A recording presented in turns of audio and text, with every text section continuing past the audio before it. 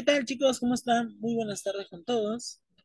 El día de hoy vamos a manejar dos temas, tanto lo que es Primavera Democrática como lo que es el Ocheno de Odría. ¿Bien? Te saluda tu profesor Edgar Pizarro Sologure, el príncipe de la historia, el único, inigualable.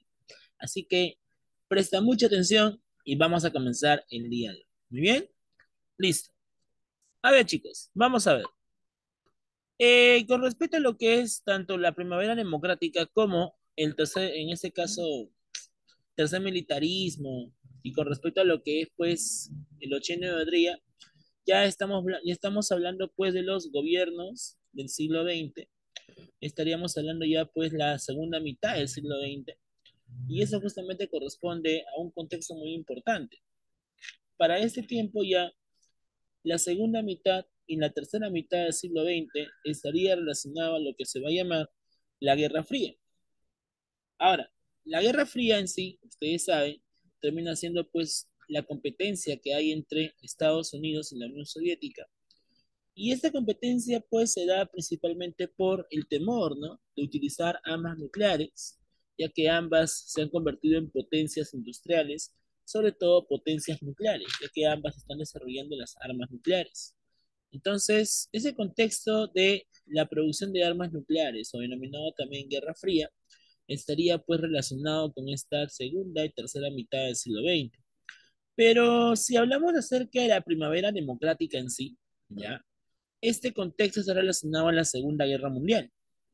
Ahora, durante la Segunda Guerra Mundial, recordemos pues que el país, Alemania, los nazis, son los que van a pues a iniciar este proceso, ya que la Segunda Guerra en sí fue una política revanchista aplicada por el Führer. Y durante este proceso, pues, vamos a ver de que el Perú estaría comenzando a aprovechar el contexto de la Segunda Guerra Mundial. ¿Y de qué manera? Bueno, el Perú, como siempre, ha aprovechado gracias a la venta de sus materias primas, o sea, se ha dedicado constantemente a lo que es la exportación de materias primas o agroexportación. Y una de las materias primas que el Perú estaría importando en ese tiempo, estaría exportando en ese tiempo, pues, sería lo que es el caucho, el petróleo y sobre todo los minerales. Estas materias primas entonces son las que van a comenzar a ser comúnmente exportadas a nivel internacional. ¿Ok? Ahora, esta primavera democrática, jóvenes, en sí, termina siendo pues llamada de esa manera porque un año anterior, o sea, en 1938, ¿ya? El presidente Oscar R. Benavides, quien ya culminaba su gobierno, pues presentó ante el Congreso la convocatoria de elecciones, ya que de esa manera, pues, el Perú estaría saliendo del antiguo tercer militarismo, del antiguo gobierno, pues, autoritario que tenía el Perú. Y de esa manera es como Oscar R. Benavides, pues, en sí permite que el Perú nuevamente recupere, pues, su política democrática. Entonces, al presentar esa política democrática, vamos a ver que al final el Perú estaría, pues, retornando a las elecciones. Y tras la convocatoria de elecciones de 1939 por el nuevo presidente Benavides, vamos a ver que al final el Perú estaría iniciando el proceso electoral, donde un candidato pues no tan conocido ya en política sobresale. Y ese candidato no tan conocido en política que está sobresaliendo terminaba siendo el señor Manuel Prado Ugarteche. Manuel Prado Ugarteche, jóvenes, recuerden, por el apellido Prado, ya termina siendo uno de los hijos que tuvo Mariano Ignacio Prado. Ahora, Prado Ugarteche, durante este contexto de la primavera democrática, sobresale en la política más que todo por el apoyo que recibe de la oligarquía agroindustrial. Prado Ugarteche era un gran negociante, era pues líder de diferentes compañías dedicadas a la exportación de materias primas, pero el detalle es que en política era necesario la presencia de la oligarquía. ¿Y por qué? Porque recuerden ustedes que en el oncenio la oligarquía había sido perjudicada por Leguía. En el oncenio, recuerden ustedes con la denominada política La Patria Nueva, la oligarquía, el partido civil, por así decirlo, termina siendo retirado del poder. Y durante el tercer militarismo, la oligarquía estuvo presente, ya que recuerden ustedes que la oligarquía fue la que financió el golpe de Estado contra Leguía. Entonces la oligarquía, frente a esta política de retorno al poder, estaría pues implementando su intervención tras la convocatoria en las elecciones de Manuel Prado Ugarteche. Y es así como Manuel Prado Ugarteche sobresale en la política. Tenía el respaldo de la oligarquía agroindustrial. Pero a pesar de eso, no era lo que no era lo único que tenía en sí. O sea, en castellano lo que te quiero decir es de que aún le faltaba más votos. Porque recuerden ustedes que la oligarquía es un pequeño sector del Perú. En nuestro país la oligarquía no es tan amplia. Es un pequeño sector, por algo se le hizo oligarquía. Entonces Prado Ugarteche pues estaría buscando una manera cómo llegar al poder. Y es así como Prado Ugarteche pues recuerda que en el Perú, durante esos años, se vive la denominada política de partidos de masa.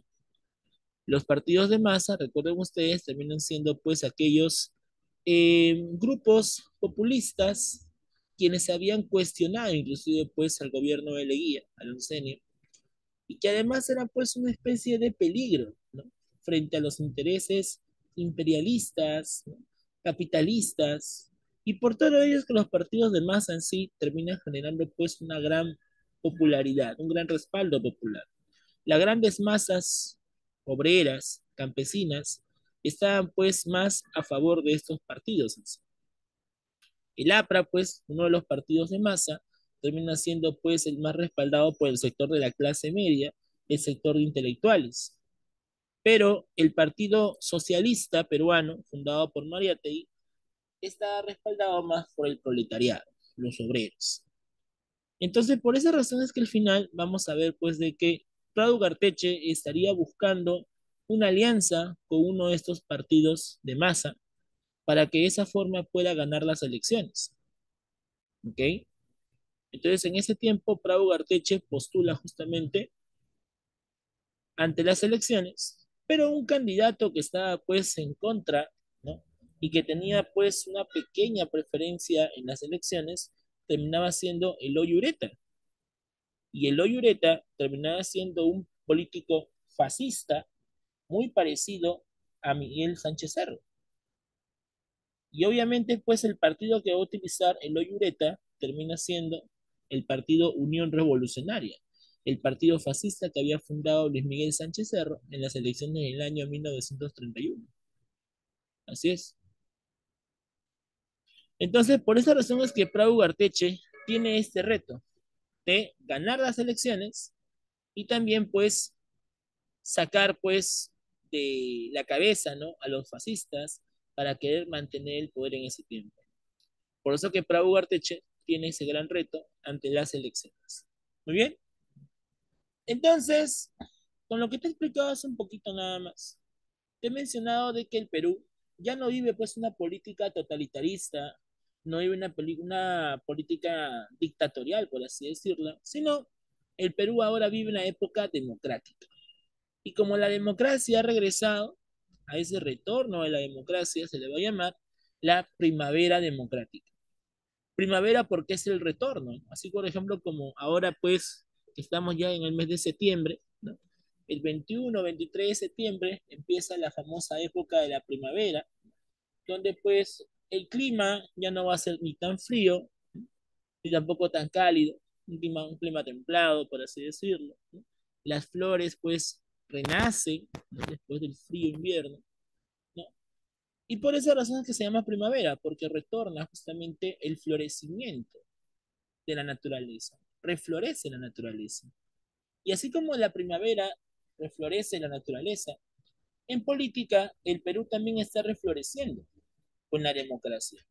Por esa razón se va a llamar primavera democrática. Esa primavera democrática se da el año 39, 1939 a 1948. Ahora, durante esta primavera democrática sobresalen dos personajes. Por ejemplo, uno de ellos es Manuel Prado Ugarteche, que va a ser presidente justamente del Perú, ¿ok? Manuel Prado Ugarteche. Y el otro personaje termina siendo el señor José Luis Bustamante y Rivero. Ambos políticos peruanos terminan siendo, pues, miembros, ¿ya? Miembros de grupos no tan conocidos, pero sí terminan siendo civiles. O sea, ambos personajes terminan siendo civiles, no son militares, son civiles como tú y yo. ¿No? Raúl Garteche pues era pues un empresario muy importante en el Perú, mientras que Bustamante Rivero terminaba siendo pues un abogado y canciller peruano. O sea, ambos son profesionales, pero no tienen ningún vínculo con los militares, con las Fuerzas Armadas. Por eso que la primavera democrática también se conoce como la época de los gobiernos civiles. Entonces, de esa manera es como ambos, al no pertenecer o no tener ningún vínculo justamente con los militares, con las Fuerzas Armadas, terminan siendo gobiernos civiles. Entonces, vamos a ver que en la primavera democrática los gobiernos son civiles y el objetivo de estos gobiernos civiles es evitar el retorno del gobierno fascista, o sea, evitar de que el fascismo peruano pueda regresar al poder, ya que uno de los fascistas peruanos terminaba siendo pues el Oyureta, ¿no? Así es. Entonces, vemos que al final la primavera democrática termina siendo el retorno a la democracia y ese le pone fin pues al tercer militarismo. Aunque bueno, realmente el tercer militarismo en ese tiempo no es que acabó para siempre, ¿eh? ¿Por qué? Porque el tercer militarismo se expande tiempo después, o sea, se mantiene el tercer militarismo. ¿Por qué te digo esto? Recuerden ustedes de que Odría, Velasco y Morales Bermúdez también fueron militares, que van a llegar al poder bajo golpe de Estado. Los tres llegaron al poder por golpe de Estado. Entonces, se podría decir que el tercer militarismo, como quien dice, pues aún se mantiene hasta esos tiempos. O sea que se va a extender el tercer militarismo hasta 1980. Solo que en la primavera democrática se le pone una pausa a esta política militarista. Pero de todas maneras vamos a ver de que después del 48, los gobiernos que se van a dar en sí van a ser militaristas. En el 63 también se le pone una pausa a esta época, porque en el 63 no hubo pues un gobierno militar, sino un gobierno civil, el gobierno de Belaúnde, pero en el 68 nuevamente se da pues la política militarista tras el golpe de Estado de Velasco. Entonces, de todas maneras, pues en sí, Jorge Basadre nos indica pues de que en el Perú se habla de tres militarismos, ¿ya? Podría decir un cuarto militarismo, pero la historia tradicional hace que el gobierno de Odría, el gobierno de Velasco y de Morales Bermúdez terminen siendo pues la continuación o la extensión de el tercer militarismo. Ahora, recordemos también que en el año 1962 se da un golpe de Estado institucional, denominado como la Junta Militar del 62. Ese golpe de Estado se da justamente para evitar el triunfo de Odría con el APRA, la denominada Alianza APRA 1, y así evitar que el APRA termine siendo el Ejecutivo. Entonces ahí también se habla pues de la extensión del tercer militarismo. Pero en este tiempo, en la primavera democrática, vemos que los presidentes simplemente ¿qué son? ¿Militares o civiles? Habla. Civiles, ciudadanos. Son civiles, ¿no? Hasta acá te escuché. Muy bien. Listo. Eso es lo que va a pasar. Entonces, en la primavera democrática hablamos acerca de gobiernos civiles. Muy bien. Ahora, recordemos que en el tercer militarismo, ¿ya? Sánchez Cerro había declarado ilegales a los partidos de masa, al APRA y también al Partido Comunista Peruano o Socialista Peruano. Ahora, recordemos de que pues, Manuel Prado Garteche necesita gente, necesita votos. Y por esa razón es que él tiene la misión de aliarse con uno de estos partidos de masa. Y el partido de masa con el cual él se alía, ¿ya? Con el cual él se va pues a agrupar en sí, termina siendo el Partido Comunista. A pesar de que Prado Ugarteche es miembro de la oligarquía, y la oligarquía, pues, recuerda pues que era la clase alta, los pitucos del Perú, ¿ya? Prado Ugarteche decide aliarse con el Partido Comunista. ¿Y por qué con el Partido Comunista y no el Partido Aprista? Recuerden ustedes que los apristas, ¿ya? Son bastante extremistas y sobre todo son muy autoritarios. Inclusive Prado Garteche decía que los verdaderos fascistas no son los militares, sino son los apristas. ¿Y por qué los apristas? Porque recuerden ustedes que una característica del fascismo termina siendo pues el ultra autoritarismo o totalitarismo, la represión política contra la oposición. Los apristas, como sea, querían llegar al poder y ellos justamente acusaban a los que les quitaban el poder de ser conspiradores. Entonces, ese tipo de tendencia, ¿ya?, extremista lo tenían los apristas. Entonces, Prado Garteche no vio con buenos ojos al APRA, ya que el APRA en sí se comporta de manera extremista. En cambio, el Partido Comunista, no te voy a decir que eran tranquilos, no te voy a decir pues que no eran pues agresivos, pero eran moderados a comparación de los apristas. Por eso que para Prado Garteche es mejor tener una alianza con el Partido Comunista que con los apristas. Entonces, Prado Garteche le hace una propuesta al Partido Comunista y le dice lo siguiente: nosotros vamos a ser sus aliados, ¿ok? Y necesito que ustedes nos apoyen en las elecciones. Entonces, los líderes del Partido Comunista, ¿ya?, le dijeron, ¿y qué nos das a cambio para apoyar? Entonces, Prado García le dice, ¿qué les parece si mejor los declaramos como un partido nacional? Ya no son ilegales, ahora van a ser reconocidos por el Estado. Y si ustedes quieren, en algún momento pueden postular a las elecciones porque ya son legales. Entonces, esa legalidad que le ofrece Prado Garteche al Partido Comunista, como que fue bastante convincente.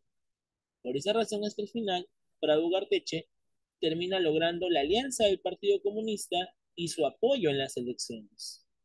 Ahora el Partido Comunista apoya en las elecciones a Prado Garteche y es así como Prado Garteche gana las elecciones de 1939 y se convierte en presidente. Pero yo te hago una pregunta. ¿Prado Garteche estaba más relacionado con el Partido Comunista o con la oligarquía agroindustrial? O sea, en castellano, ¿quién es su gente? ¿Quién es la verdadera gente de Prado? ¿El Partido Comunista o la oligarquía agroindustrial? Habla. La oligarquía, señor. La oligarquía es la que está más representada por Prado Garteche. ¿Y por qué? Porque él pertenece a ese grupo, pues, él pertenece a ese sector. Y por lo tanto, lo que hizo Prado Garteche solamente es usar al Partido Comunista para tener votos. Claro que tampoco los va a engañar, porque al final cuando gana las elecciones, declara al Partido Comunista legal, ¿ok? Pero de todas maneras, Prado solamente los usa para las elecciones. Bueno, es clásico de todos los políticos peruanos, ¿no? Pero bueno, de esa manera es como el Partido Comunista apoyó a Prado. Pero adivina qué hizo el APRA. ¿Qué crees que hizo el APRA frente al triunfo de Prado Garteche? Y peor aún, haber declarado al Partido Comunista legal. Los apristas, como siempre, hicieron su berrinche, ya que los apristas no estaban de acuerdo de que Prado Garteche sea presidente. No es posible de que Prado, ¿okay?, que representa los intereses de la oligarquía, ahora sea presidente. Y peor aún, que solamente el Partido Comunista haya sido declarado legal. Entonces los apristas, desde que ganó las elecciones Prado, le hicieron chongo. ¿Qué hizo Prado entonces ante este chongo que le hace el partido aprista? Los manda a perseguir. Por eso que Prado Ugarteche en su primer gobierno aplica la política de persecución aprista. Ahora, una cosa es perseguir y otra cosa es reprimir.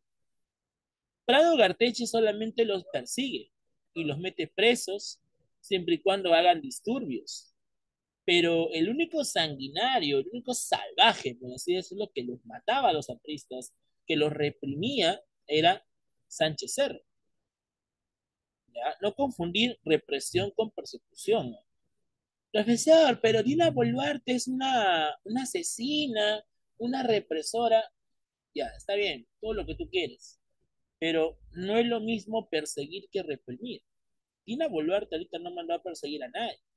Simplemente que ella, pues, utilizando el tema de que, con tal de no generar violencia, disturbios, toma de aeropuertos y todo eso, sacó a las Fuerzas Armadas ante las protestas. Pero ella realmente no mandó a perseguir a nadie. Podría decir que mandó a reprimir, sí, pero no mandó a perseguir a nadie. En cambio, Prado Ugarteche en ese tiempo solamente perseguía a los apristas que generaban disturbios, generaban pues algún tipo de problemas, huelgas o algún tipo de atentado contra la democracia. Entonces Prado, frente a eso, los manda a perseguir. En su primer gobierno, Prado los persigue. Muy bien, entonces la burguesía nacional industrial va a estar justamente en el poder de la mano con Prado Ugarteche. Pero aparte de que Prado Ugarteche tenía una alianza con la burguesía industrial nacional, Prado Ugarteche tenía buenos contactos en el extranjero, sobre todo con Estados Unidos. Justamente el presidente de Estados Unidos, Franklin D. Roosevelt, termina siendo uno de los más grandes aliados que tenía Prado en Estados Unidos. Y este justamente va a generar diversas inversiones, ¿ya?, de carácter externo sobre el Perú. El Perú, recuerda que está viviendo pues el contexto de la Segunda Guerra. Y obviamente Estados Unidos está pues en contra de los nazis, en contra de los fascistas, y es por eso que el Perú se estaría integrando pues a esta alianza diplomática con los Estados Unidos. Y a esa política se le va a llamar la buena vecindad. ¿Qué es la política de buena vecindad? Es la alianza diplomática que tenía el Perú con Estados Unidos. Ahora, Estados Unidos, obviamente, que tenía al Perú de aliado, ¿ya?, le va a ofrecer la inversión pública a cambio de que el Perú pues sea un país netamente ceñido a Estados Unidos. ¿A qué me refiero a que sea un país netamente ceñido? A que todo lo que diga Estados Unidos, el Perú diga amén. Hasta que el Perú simplemente haga lo que Estados Unidos le dice. A eso le decimos país ceñido. Y a eso justamente se refiere la política de buena vecindad. ¿Ok? Por esa razón es que a nivel económico hay una inversión y también hay un incremento de exportaciones. Estados Unidos, justamente como es nuestro aliado, va a comenzar a comprarnos diferentes recursos, materias primas, caucho, petróleo, minerales. Pero la oligarquía agroindustrial o la burguesía industrial nacional son los que van a pues explotar estos recursos, ya que la mayoría aún tenía el control de diferentes industrias agroexportadoras. Así es. Se establece también una política de control de precios, o sea, de que no va a haber un exceso en los precios, sino que se va a vender pues a un determinado precio, ¿no? El Perú en este tiempo lo que no quiere es romper relaciones con Estados Unidos, porque obviamente no le conviene. Si el Perú en algún momento pues hace todo lo contrario, eso no le va a convenir. Por eso que el Perú aplica una medida del control de los precios. Así es. Entonces, esto es lo que pasa en el aspecto económico, de acuerdo a Prado Ugarteche. Ahora, Prado Ugarteche inclusive estaría siendo partícipe de la exportación de un mineral importante que el Perú estaba pues produciendo. Y este mineral importante, que realmente es una mezcla, una aleación, termina siendo el acero peruano. Prado Ugarteche justamente impulsa la exportación del acero. Y este acero peruano, jóvenes, le va a hacer la competencia al acero alemán. Recuerden ustedes que en la segunda revolución industrial, los alemanes destacaron más que todo por su acero. Y con ese acero se podía hacer los famosos autos Volkswagen. La industria automovilística utilizaba el acero alemán. El Perú en ese tiempo solamente exportaba el acero.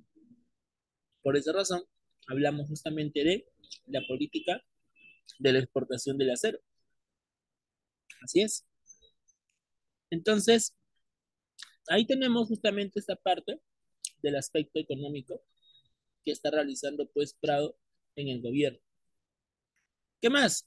Aparte también se exporta algodón, cobre y el caucho que te acabo de decir, ¿no?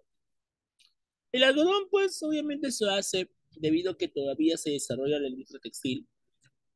El caucho obviamente para los neumáticos, ¿no? Eso ya sabemos. El cobre, un mineral muy importante que también se va a exportar para lo que son las máquinas, las armas y todo eso. Así es. Se crea la Corporación de Desarrollo de Aviación Comercial. En esos tiempos ya el Perú está pues comprando diferentes aviones para así dedicarse pues a lo que es la aviación comercial, poder exportar justamente los minerales a través del transporte aéreo. Y justamente en esos años que el Perú pues está utilizando sus aviones, ¿ok? Está pues cruzando los cielos, es en ese momento donde se descubre pues las famosas líneas de Nazca. Justo en estos años 40 se escucha pues que en la zona de Ica hay unos extraños trazos en el suelo que se veían desde el cielo. Y es en ese momento donde nace la idea pues de que en el Perú existían las famosas líneas de Nazca. Ahí justamente el primero que tuvo noticias de eso termina siendo Tello, después termina siendo el señor, en este caso Max Zule también inclusive, ¿no? Así es. Pero Toribio Mejía Cespe se convierte en el total descubridor de estas líneas. Así es, él es justamente el primero que va a afirmar la importancia de esas líneas, ¿no? Hasta que después llega María Reich, ¿no? Y se encarga de investigar estas líneas por casi 40 años de su vida. Así es. También se crea la corporación en el Amazonas y el río Santa. En el Amazonas justamente para la explotación del caucho y en el río Santa para la explotación del algodón, ya que el Santa se encuentra pues en la costa de Ancash. Por esa razón es que justamente de esa forma se crean las corporaciones de desarrollo.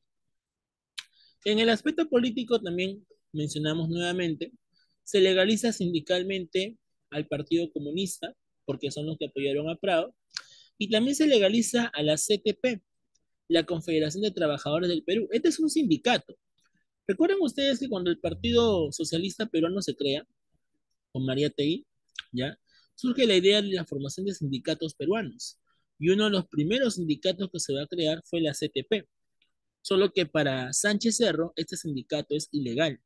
Y Sánchez Cerro fue aquel que anuló justamente la legalización de este sindicato.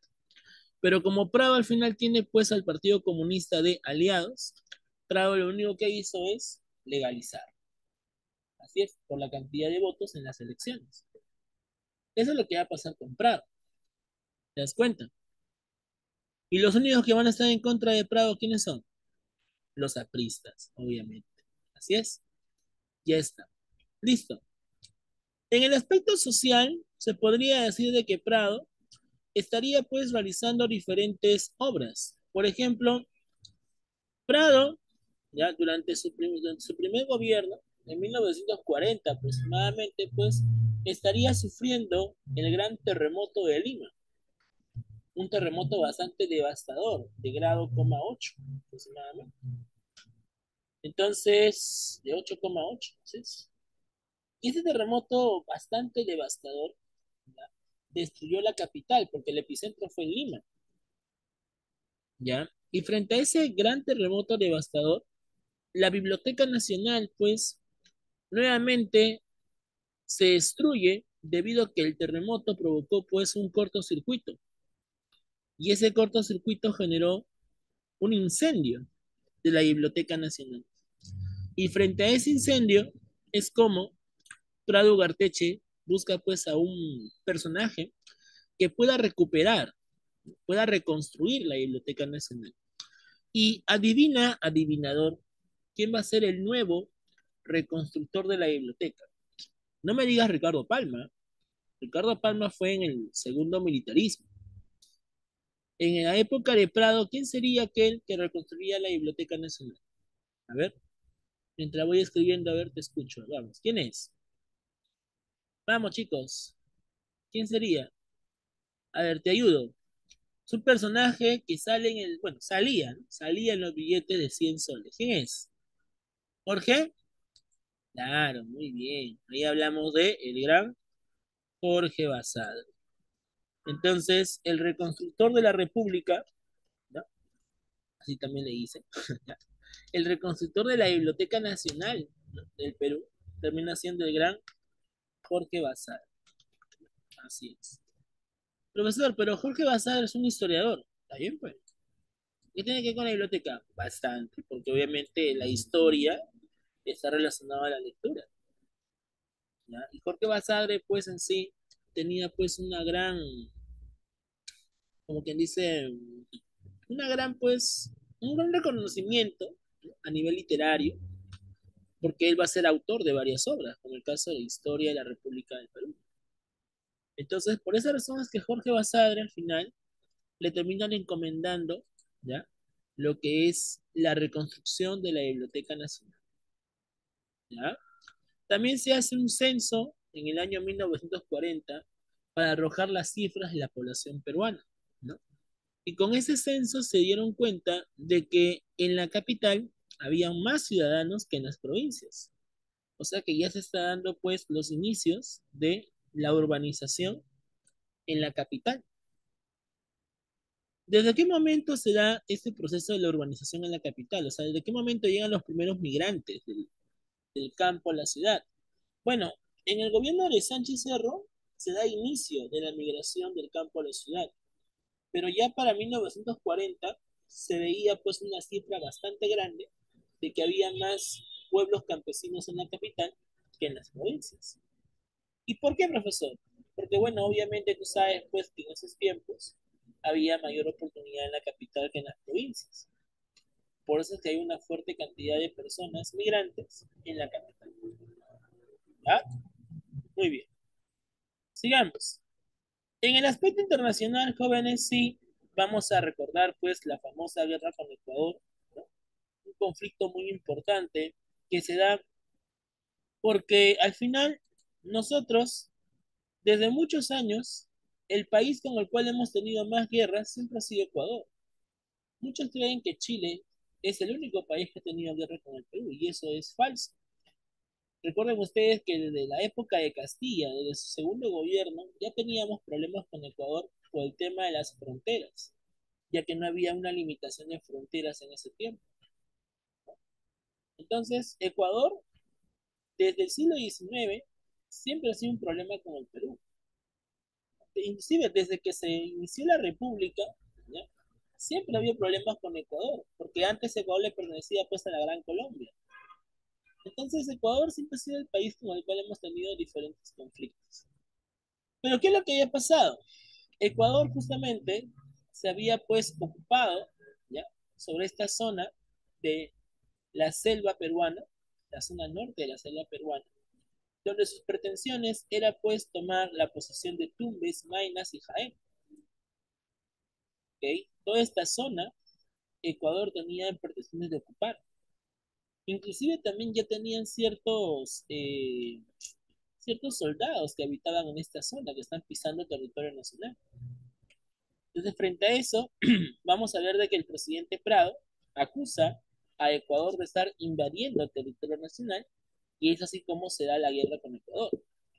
Ahora, al final en esta guerra, vamos a ver pues que nosotros tuvimos un éxito, ya que gracias a la Fuerza Aérea Peruana, sobre todo gracias al gran e insigne héroe nacional José Abelardo Quiñones González, quien había sido pues uno de los más grandes aviadores peruanos, que inclusive pues en su graduación hizo una técnica pues muy curiosa, el vuelo de cabeza. Ese vuelo de cabeza que él realiza justamente fue una maniobra muy importante que impresionó a sus compañeros. Así es. Entonces, Quiñones González, quien había pues destacado mucho en la aviación peruana, sería aquel que estaría pues estrellándose contra las minas ecuatorianas en la zona de Zarumilla. Justamente va a ser en la batalla de Zarumilla donde Ñone González ve pues que las minas o ametralladoras ecuatorianas pues estaban muy cerca. A él justamente lo atacan en su avión, o sea, su avión termina siendo dañado, ¿ya? Y él para no pues morir en balde, no morir en vano, ve de que está muy cerca a los cañones ecuatorianos. Es ahí donde él decide estrellarse contra esos cañones ecuatorianos y así es como ganamos la guerra. Pero una técnica importante también con el cual nosotros ganamos la guerra fue el tema de las paracaidistas. La táctica de los paracaidistas fue una maniobra muy importante usada por la Fuerza Aérea. Inclusive los ecuatorianos fueron sorprendidos. Y los ecuatorianos, pues, al ver a los peruanos en el aire, no tener armas a la mano, comenzaron a arrojarles piedras. Por eso que ahí surge la idea de que los ecuatorianos son monos. Pero el tema es de que esta técnica de los paracaidistas jóvenes fue muy importante que incluso impresionó al Führer. Así es. Adolf Hitler se impresionó de esta técnica de los paracaidistas.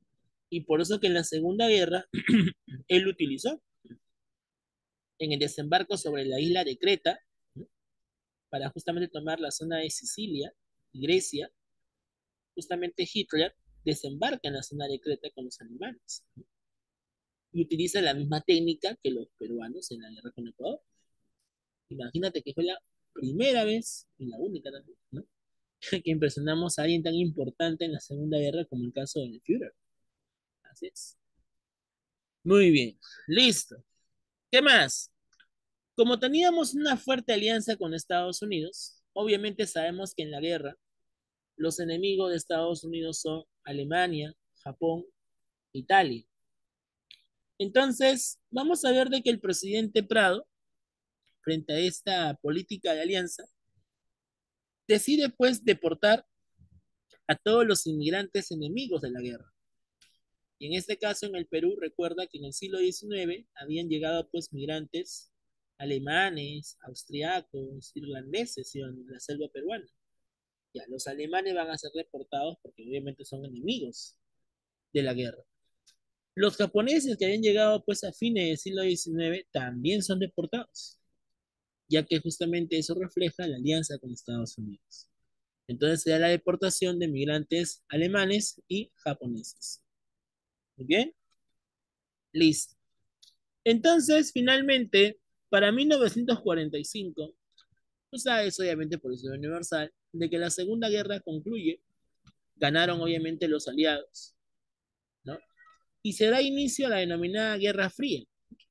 Del año 45 al 40, del 45 hasta el año 91, el mundo estaría viviendo pues la Guerra Fría, una época de bastante tensión militar frente a la competencia que hay entre Estados Unidos y la Unión Soviética. ¿Sí? Así es. ¿Cuál es el problema de la Guerra Fría? Que durante sus primeros años, ¿ya? No hubo la necesidad de comprar pues tantas municiones o recursos. ¿Sí? Entre el año 45 hasta el 50, ¿ya? Las potencias no tenían tanta necesidad de comprar materias primas. ¿Por qué?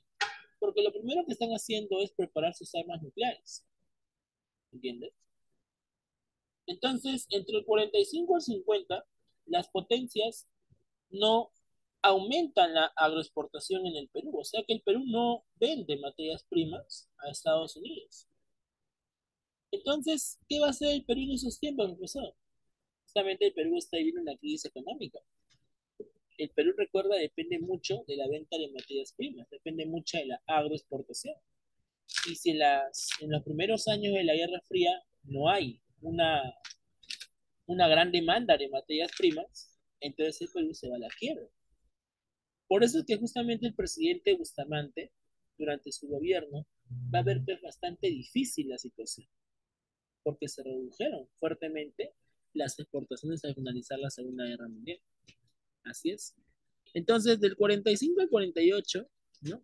Esa estabilidad económica o esa recuperación económica no se ve reflejada, sino al contrario, se ve una crisis económica. Entonces, vamos a ver de que José Luis Bustamante y Rivero, ¿qué es lo que hace? En primer lugar, para que él sobresalga en la política, antiguamente ya había pues salido a representar al Perú en la firma del Protocolo de Amistad Río de Janeiro. Recuerdan ustedes que para terminar la guerra con Ecuador, ¿ya? Se tuvo que firmar un acuerdo de paz. Y ese acuerdo de paz termina siendo el Protocolo de Paz, Amistad y Límites de Río de Janeiro, donde los países de Chile, Argentina y Brasil fueron países garantes para apreciar justamente las relaciones internacionales con Ecuador. Y nuestro canciller peruano en ese tiempo terminaba siendo Bustamante Rivero. Él fue el que justamente firmó el acuerdo en Ecuador. Bueno, en Brasil, ¿no? Con Ecuador. Pues se llama Protocolo Río de Janeiro, se firma en Brasil. Entonces, Bustamante sobresale en la historia como canciller peruano, un gran político peruano. Pero solamente en eso, y nada más. O sea, en castellano su nombre ni en pelea de perros habían escuchado, por así decirlo. No era tan conocido, no era un político tradicional. Aparte que también los sectores que van a apoyar pues a Bustamante en las elecciones no eran tan reconocidos. Los que apoyaron a Bustamante terminan siendo pues los intelectuales peruanos, pero los intelectuales peruanos a comparación de las masas era pues una minoría. Por eso que Bustamante pues no era tan poseado como presidente del Perú. Entonces Bustamante, al ver de que no hay tanta pues eh, no hay tanto reconocimiento, no hay tanta popularidad como candidato, Bustamante recurre justamente a las alianzas. A pesar que había formado su partido llamado el Fredena, Frente Democrático Nacional, Fredena, ¿ya? Bustamante pues buscaba más aliados. Solamente los intelectuales peruanos lo apoyaban. ¿Y a qué sector estaría recurriendo Bustamante para llegar a la presidencia? Justamente en ese tiempo Bustamante recurre al APRA. Profesor, pero usted no me dijo que el APRA son fascistas, son extremistas. Sí, pues, son fascistas, son extremistas. Pero, ¿cuál es la pretensión, o como quien dice, cuál es la oferta que Bustamante le ofrece al APRA para que al final se vuelvan sus aliados? A ver, ¿qué quiere el APRA hace mucho tiempo? Te escucho, vamos, ¿qué quiere el APRA?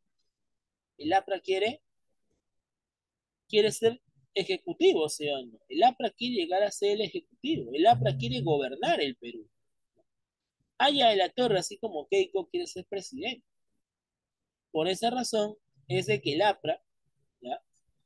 Estaría pues aceptando la negociación con Bustamante, ya que Bustamante le ofrece al APRA lo siguiente. Bustamante le dice, si ustedes me apoyan en las elecciones, yo les prometo que mis cargos de ministros, o sea, los ministerios, se los ofrezco a ustedes.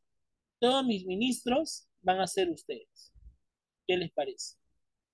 El APRA, obviamente que estaba ansioso por ser ejecutivo, el APRA inmediatamente aceptó, ya que el APRA tenía esa misión, llegar al ejecutivo. Por eso es que el APRA al final se convierte en uno de los grandes aliados que tuvo Bustamante en las elecciones. Profe, ¿y quién era el otro candidato? Otra vez Eloy Ureta. Otra vez, sí, pues, no se quiere dejar por vencido. Ahora, en esos tiempos, ¿ya? Bustamante también recurre a la, aparte de utilizar una política populista, Bustamante pues utiliza la denominada verbosidad, ¿no?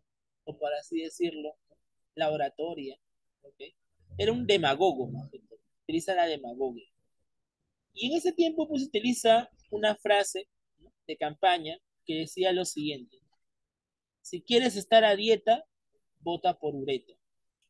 Si quieres comer bastante, vota por Bustamante. Obviamente, pues ese eslogan político que utilizó Bustamante fue bastante motivador para los peruanos. Tú le ofreces al Perú un cuarto de pollo a la brasa y al toque votan por ti. ¿Sí? Claro. Lastimosamente, ahí no hay dignidad, ¿no? Así es. La dignidad no se come. Entonces, Bustamante utiliza este eslogan: si quieres comer bastante, vota por Bustamante. Y es de esa forma como Bustamante al final gana las elecciones en el año 45 y se convierte en presidente. ¿Te das cuenta? Entonces, Bustamante llega al poder junto con los apristas en el cargo de ministerios. Ahora, los apristas en sí, la mayoría de estos tenía pretensiones de manejar el control de los recursos y sobre todo también aumentar más aún la producción en las haciendas. Y para eso era necesario que los campesinos sean pues explotados, ¿no?, de manera intensa. O sea, en castellano, el APRA en sí está pues buscando una forma de cómo aumentar sus intereses con la explotación campesina. Pero Bustamante, en esos tiempos, que había pues recibido la visita de algunos campesinos de la capital, estos exigían, ¿no?, de que el Estado haga algo a favor de ellos, porque ellos trabajan y no reciben un sueldo. Entonces Bustamante, frente a eso, plantea ante el Congreso la ley del yanaconaje. ¿En qué consiste la ley del yanaconaje? Consiste que el Estado estaría pues obligando a los hacendados a darle una especie de reconocimiento económico a los campesinos. Todos los campesinos que trabajen en el campo iban a recibir un reconocimiento económico, una bonificación. Obviamente todos los hacendados estuvieron en contra, porque ellos decían: ¿cómo es posible? Si el campesino está acostumbrado a trabajar en el campo, para eso nació. O sea, son obviamente pues comentarios racistas, pero los campesinos en sí reclamaban pues un reconocimiento porque no les pagaban. ¿Sí? Entonces el Estado, ya dirigido justamente por Bustamante, plantea esto, de que hay un reconocimiento para ellos. Pero el problema va a ser de que al final Bustamante Rivero, ya, frente a esta pretensión de aplicar la ley del yanaconaje, se ganó ahora la oposición del APRA. El APRA, en su gran mayoría, eran hacendados. Y si el presidente está atentando contra tus intereses, obviamente se te van a voltear. Este caso se parece un poco a Castillo, ¿no? Por ejemplo, Castillo, antes de que lo vacaran, pues presentó la idea de cobrar las famosas deudas millonarias de las empresas que le deben millones al Perú, ¿no? Por ejemplo, la empresa que le debe más de 30 millones de dólares al Perú, ¿quién es? La Telefónica. La Telefónica le debe 30 millones al Perú. Y Castillo, justamente con esta ley que aplicaba de cobrar las deudas millonarias, ¿ya?, cobró una pequeña parte de esas deudas a estas empresas corruptas. Pero ¿cuál es el problema?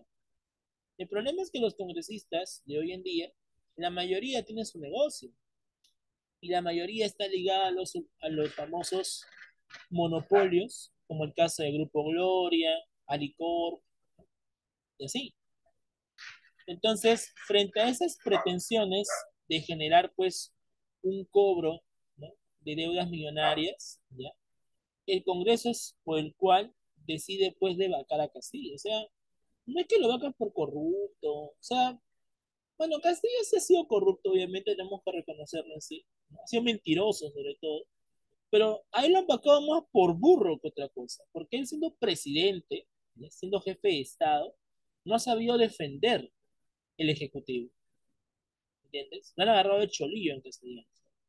Él jamás debió permitir que el Congreso se meta en pretensiones ejecutivas. Se supone que cada poder tiene su propia función y el Congreso se metía más en pretensiones ejecutivas.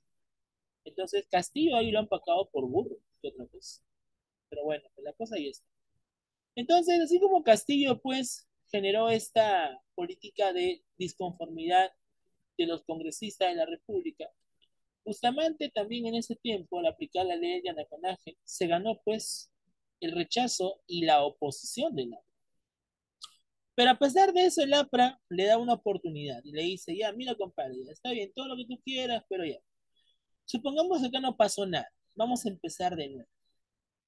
Pero nos hemos dado cuenta que tú como presidente no estás capacitado para observar las leyes que nosotros creamos como legislativo. Entonces, ¿qué te parece si nos permites a nosotros crear las leyes y aprobar las leyes? Tú sabes, obviamente, por cívica, de que el Poder Ejecutivo se encarga de aprobar las leyes del Legislativo, ¿ya? Pero para aprobar esas leyes, el presidente de la República tiene que revisar esas leyes creadas por el Legislativo. Justamente en la Constitución Política está el tema de la observación de las leyes. Y el presidente de la República tiene que revisar esas leyes con sus ministros, en el Consejo de Ministros. Entonces, el Congreso, ¿ya? Que era pues en la mayoría aprista, con los ministros apristas, pretende la idea de que el presidente no revise las leyes, sino que solamente le compete al Congreso. Pero Bustamante, obviamente, como presidente que era, dijo, no, yo soy el presidente y es mi función revisar las leyes. Así que no acepto. Por eso es que también el APRA nuevamente se le volteó, nuevamente el APRA le va a hacer la vida imposible a Bustamante. Por esa razón es que al final Bustamante se gana el total rechazo y la constante oposición del APRA. Pero no solamente el APRA, sino también la oligarquía. Porque recuerden ustedes que los oligarcas, los hacendados, son los que se van a perjudicar por la ley de la observación. Y peor aún, Bustamante, frente a la crisis, aplicó la ley de subsidios, aplicó el control de la moneda, el precio de la moneda. Y eso fue lo que más los perjudicó económicamente. Por eso es que la oligarquía y el APRA están en contra de Bustamante y son los que van a, pues, a unirse con tal de sacarlo del poder. Entonces, para los años 47 aproximadamente, Bustamante está pues en la cuerda floja. Está con un pie adentro y un pie afuera. Así es.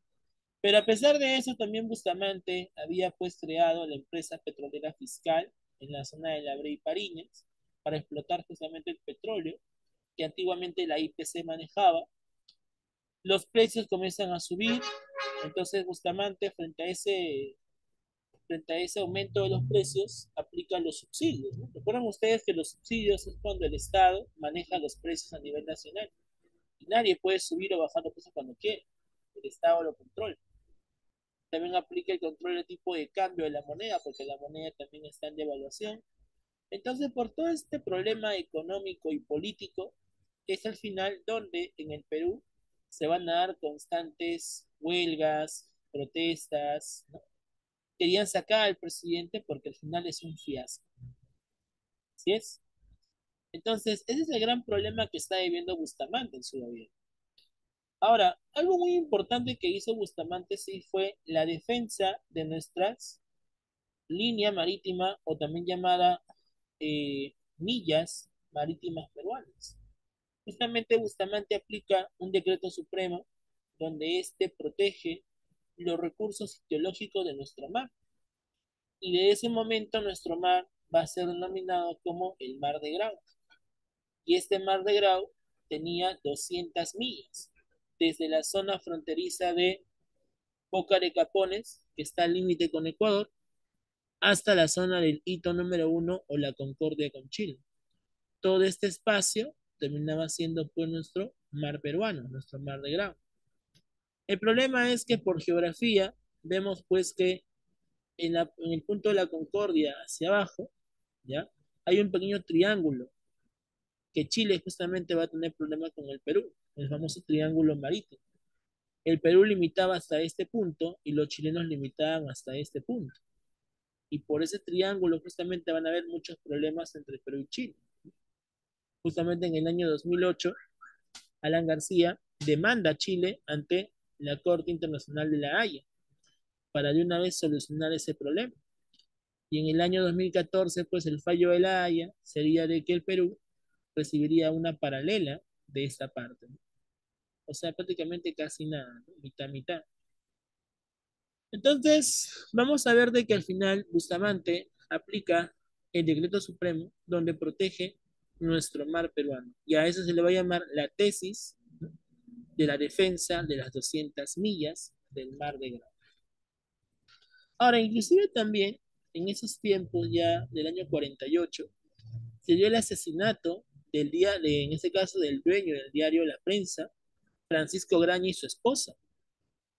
¿Y por qué son asesinados? Porque simplemente ellos estaban en contra de los políticos represivos. En sus anuncios, en sus publicaciones del diario, pues chancaban a estos sectores y al final terminan siendo asesinados. Ahora, algunos creían de que este asesinato lo hicieron los apristas, porque recuerda que los apristas son extremistas, pero nunca se supo quiénes fueron los verdaderos responsables. Así es, no se supo quiénes fueron realmente los verdaderos responsables, pero al final termina dándose pues el asesinato del dueño del diario La Prensa. Muy bien. Intento de golpe de Estado de parte del Congreso, presentó una moción de vacancia contra el presidente, pero no le funcionó.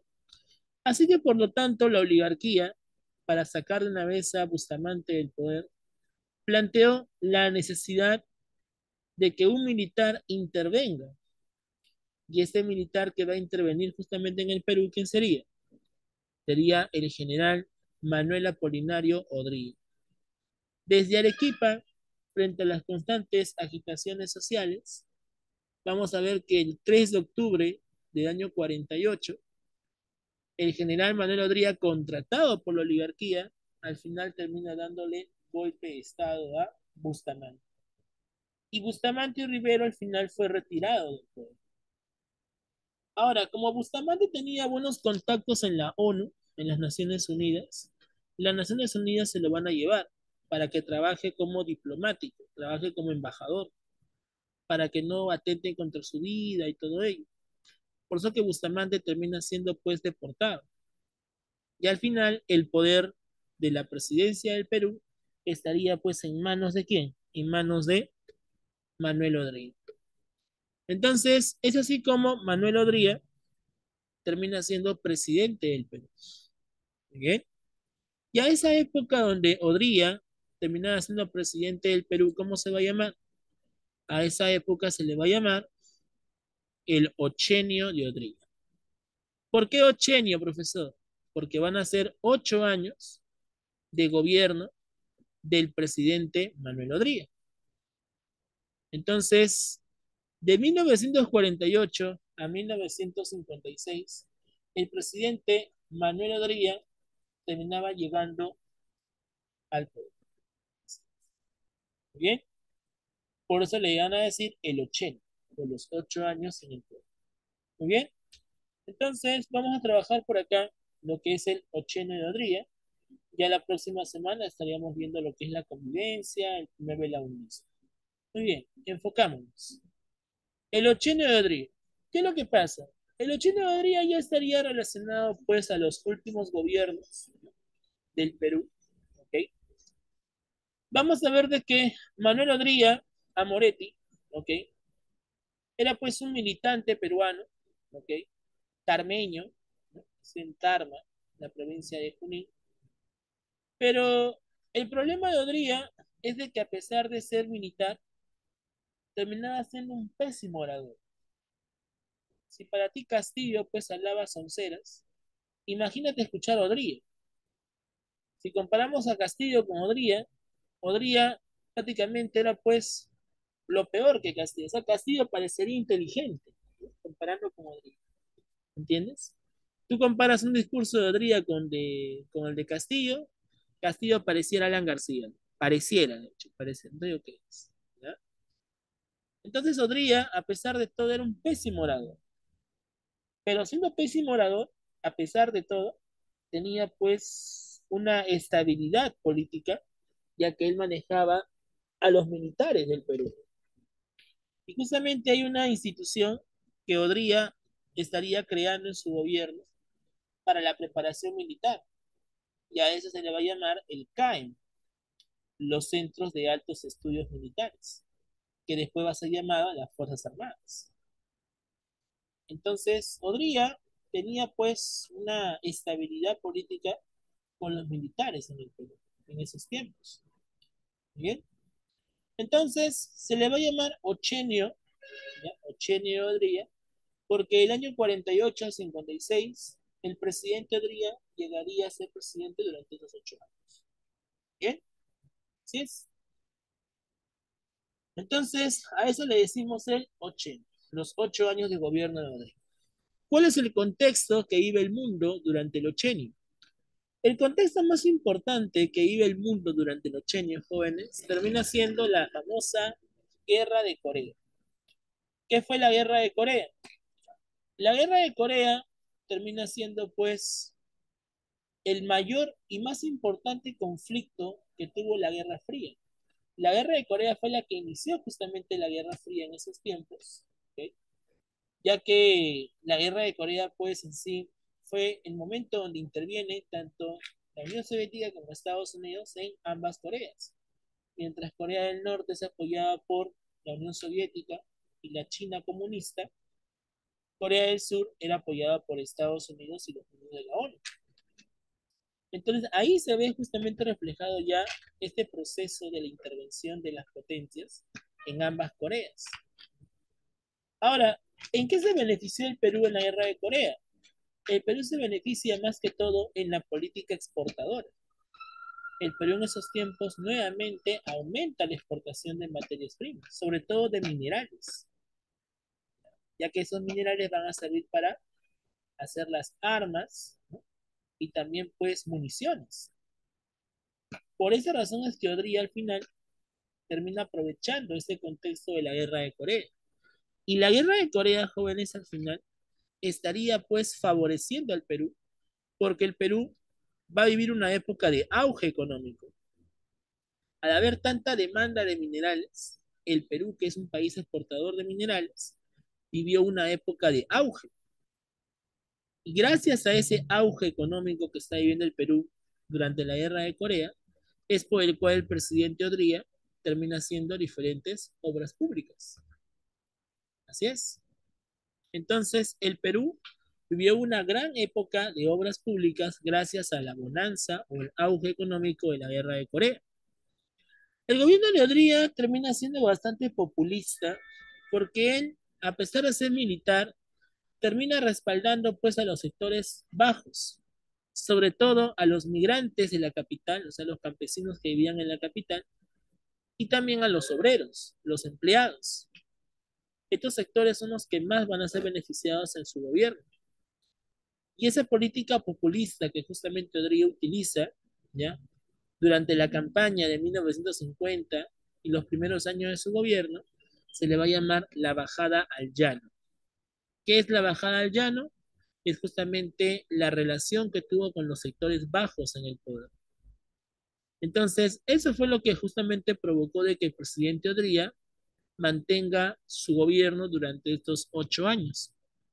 Ahora, obviamente Odría no era pues de simpatía con los apristas, y los apristas también le hicieron chongo a Odría, o sea, querían sacarlo como sea, son la oposición.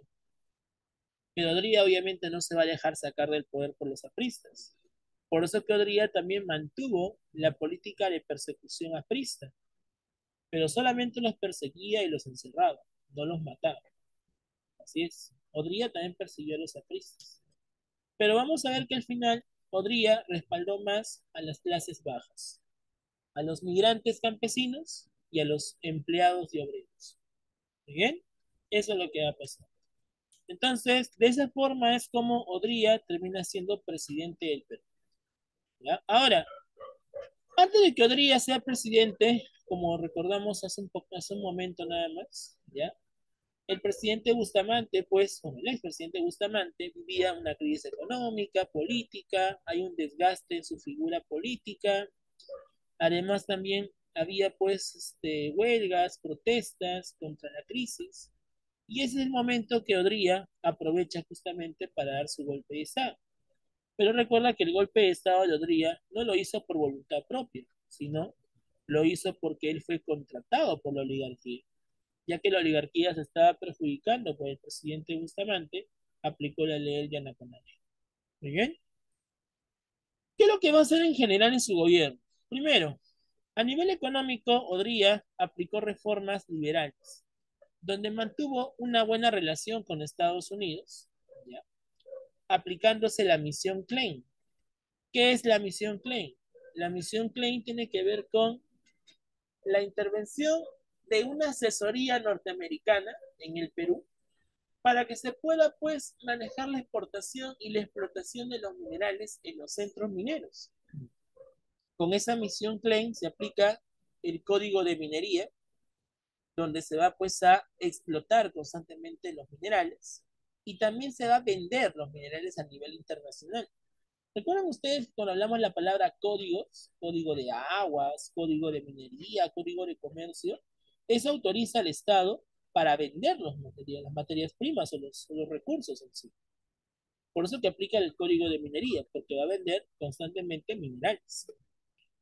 Y está muy relacionada con la oligarquía, porque la oligarquía es la que se beneficia en la explotación de materias primas.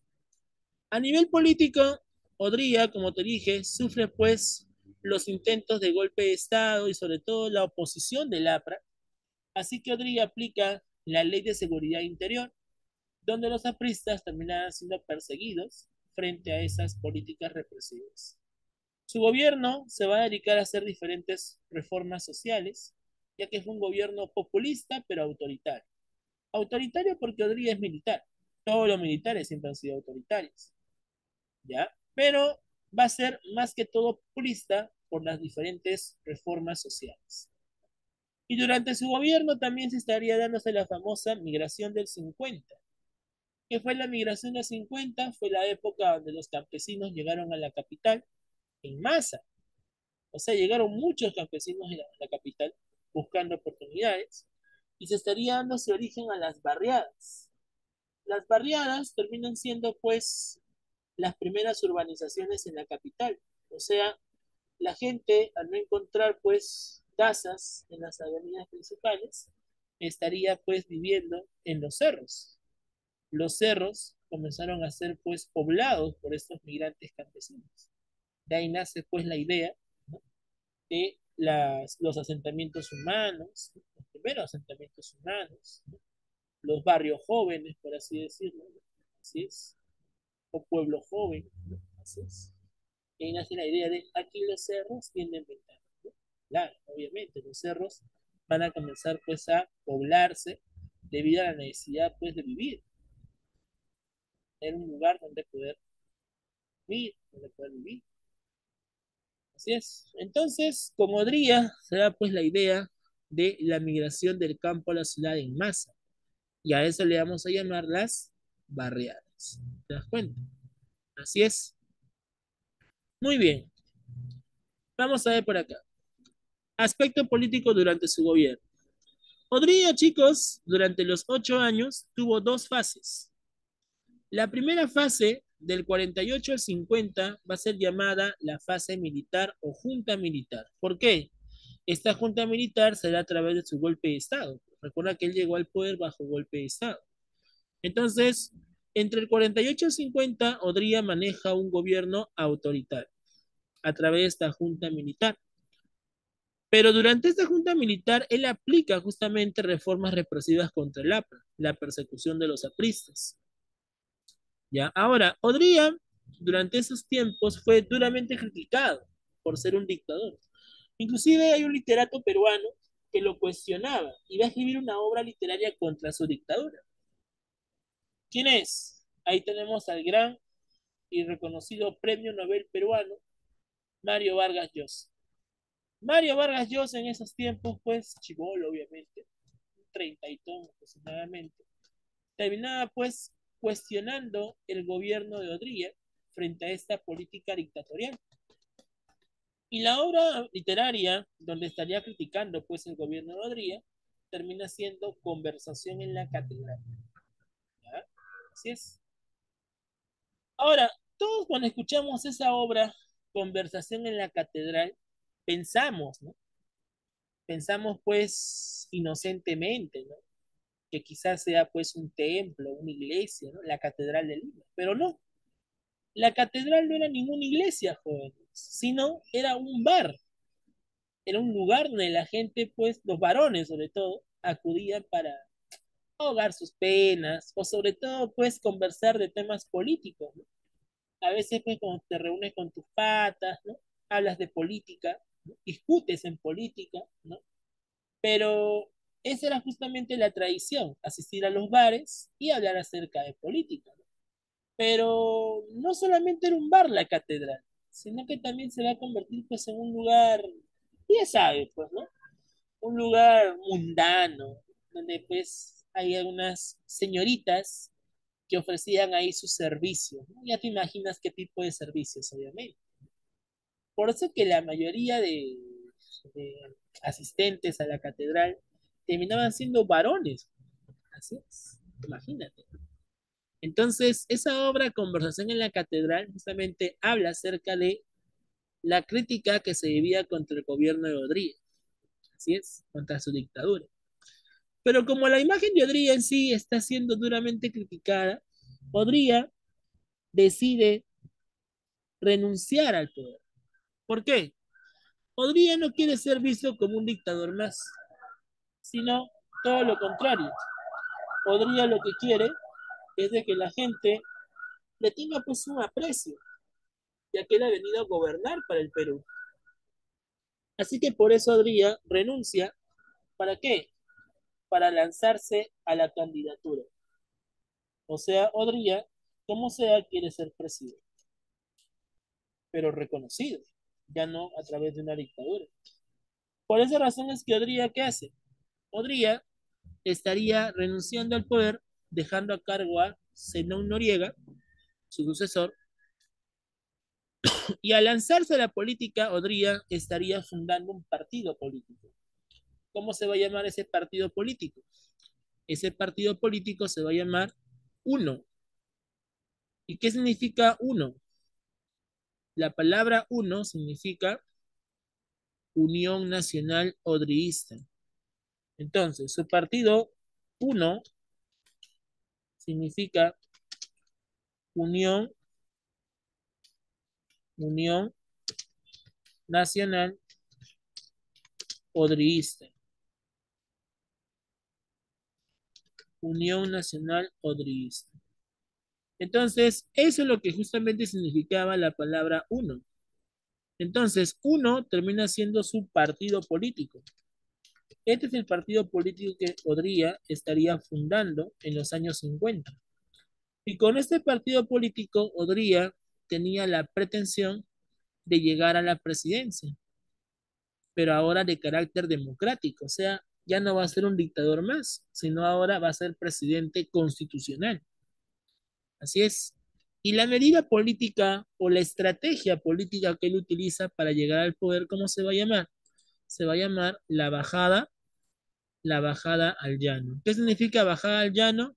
Extremadamente populista. O sea, en castellano podría, así como los políticos en campaña, comenzaron a buscar pues a la gente, ofreciéndole pues la clásica, ¿no? Seguridad, trabajo, ¿no? Obras, no van a ser corruptos, no van a robar, o sea, la clásica, ¿no? Pero Odría ofrecía tres cositas importantes en su gobierno. ¿Y qué es lo que ofrece? Odría ofrece salud, educación y trabajo. Es lo que más ofrece Odría. Salud, educación y trabajo. Salud a través de la creación y construcción de hospitales. Y uno de los hospitales importantes que va a construir en su gobierno va a ser el Hospital del Empleado, hoy en día llamado Edgardo Revaliati. En educación, generar pues una educación inclusiva, porque en Lima solamente podían estudiar pues los hijos de la gente acomodada. No había una inclusión, no había pues una educación pública. Entonces Adrià justamente plantea la educación pública. El mejoramiento de las universidades. San Marcos, por ejemplo, recibe la palabra mayor, la denominación Universidad Mayor de San Marcos. El Colegio de Ingenieros y de Minas ahora se va a llamar Universidad Nacional de Ingeniería. O sea, se planifica bastante la educación. Por eso Teodría ofrecía salud, educación Y trabajo porque él justamente buscaba pues de que el Perú mantenga una estabilidad a través de las políticas laborales, ¿no? Así es. Pero también Odría en su campaña aplicaba la siguiente frase: hechos y no palabras. Justamente Odría no quiere repetir lo que Bustamante hizo anteriormente. Odría dijo bien claro: así como ustedes me están eligiendo como presidente, entonces yo he venido a trabajar. Así que por lo tanto, yo no les prometo nada, yo les cumplo lo que ustedes necesitan, ya que en mi gobierno se buscan hechos y no palabras. ¿Te das cuenta? Entonces, eso es lo que va a pasar. ¿Estamos? Muy bien. Entonces, ahí tenemos eso. Muy bien, entonces vamos a continuar por acá. ¿Sí? Mencionamos entonces ya la parte introductoria, así que vamos a ver cada aspecto de Odría. Bien, listo. Por ejemplo, en el aspecto económico, como le decía, Odría principalmente se va a dedicar a lo que es la agroexportación, aprovechando justamente la guerra de Corea, se dedica a la venta de materias primas, pero principalmente minerales, ya que los minerales que se van a exportar en esos tiempos terminan siendo pues el hierro, el cobre, ¿ok? Y para ello, Odría justamente va a tener que buscar ciertas estrategias, ciertos, ¿cómo podría decirse? Ciertas asesorías, ¿ok? Para poder dedicarse a la venta, ¿no?, intensiva de materias primas. Por eso que Estados Unidos, que tenía una fuerte vinculación con su gobierno, estaría pues aplicando la misión Klein.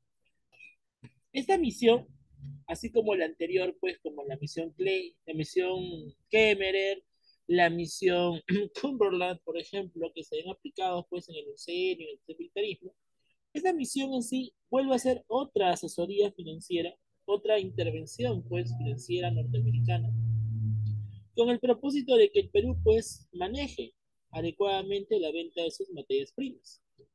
Entonces, esta misión se va a llamar así también porque el ministro Julius Klein, ¿ya?, enviado por Estados Unidos, sería pues aquel que maneje ciertas políticas principales para dedicarse a la venta de minerales.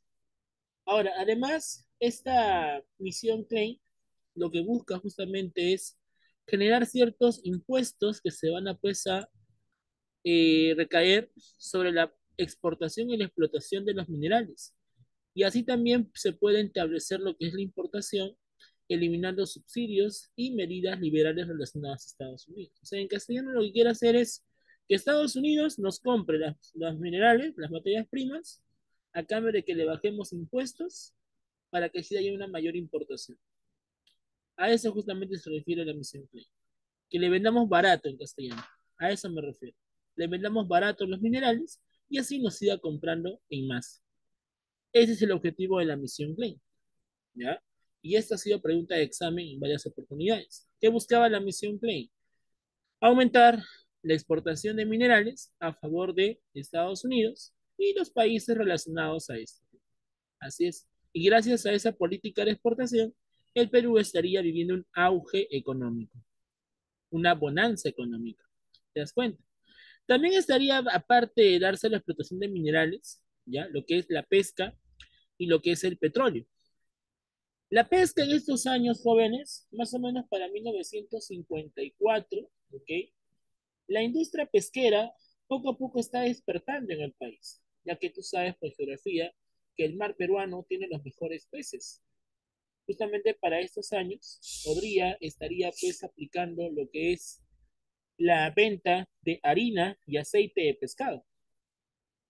Y es por eso que en los años 56 al 60, el Perú estaría viviendo el auge o el boom pesquero, que consistía en la venta constante de harina y aceite de pescado.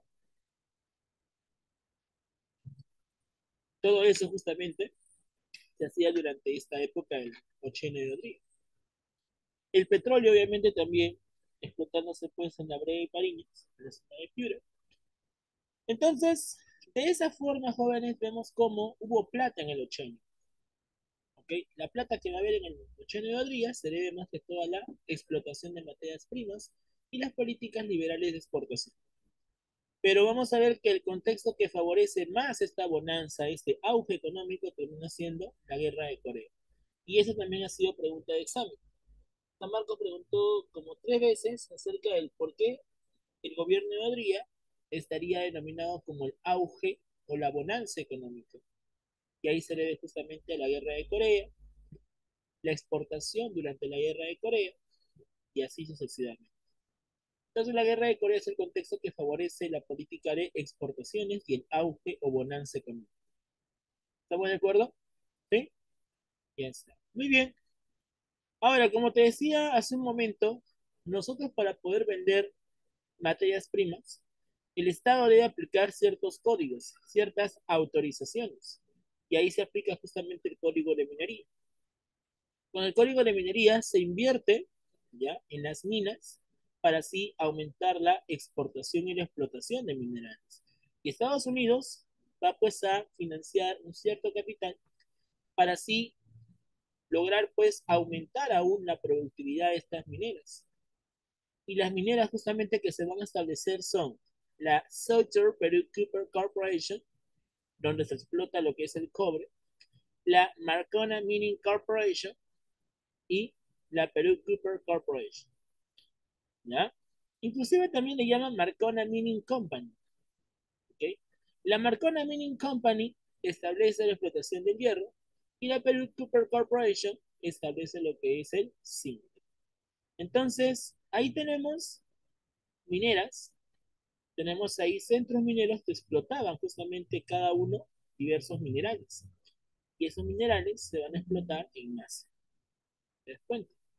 Ahora, ¿qué le pasa a estas empresas o a estas mineras en sí? Durante la época de Velasco, obviamente estas mineras norteamericanas van a ser nacionalizadas. Velasco, justamente con el famoso Plan Inca y el proceso de la reforma agraria, va a nacionalizar las empresas privadas. Por ejemplo, la Southern Peru Copper Corporation se convierte en Cobre Perú, la Marcona Mining Company, Hierro Perú, la Perú Copper Corporation, Zinc Perú. O sea, todas las empresas que Velasco nacionalizó terminan en la palabra Perú, Perú, Perú. Y estas mineras, que eran pues de capital norteamericano, ahora son empresas nacionales. ¿Les cuento? Así es. Muy bien, aspecto social. En el aspecto social nos damos cuenta que Odría, con la plata que está recibiendo después de la guerra de Corea, el auge de las exportaciones, estaría implementando diferentes obras públicas. Pero recordemos que también durante esta época el contexto social que se vive es la migración del 50, o sea que diferentes campesinos migraron a la capital en busca de oportunidades, pero en masa. Mientras en los años 30 llegaron pues las primeras, ¿no?, oleadas o los primeros grupos pues, de campesinos en la capital, para los años 50 será en masa. Es la masificación justamente de la migración del campo a la ciudad. Y vamos a ver que las zonas donde van a pues habitar estas personas terminan siendo los cerros, la falda de los cerros. Uno de los cerros principales que va a ser poblado es el Cerro El Pino, el Cerro San Pedro, ¿no?, que en su mayoría se encuentra en la Victoria. El Cerro del Agustino, ¿no?, que antiguamente pues el Agustino le pertenecía a la Victoria. Ya para el año 69 aproximadamente el Agustino se independiza de la Victoria. Entonces, el Cerro El Pino, el Cerro San Pedro, el Cerro San Cosme, son las zonas aledañas donde van a vivir estas personas. Así es. Muy bien.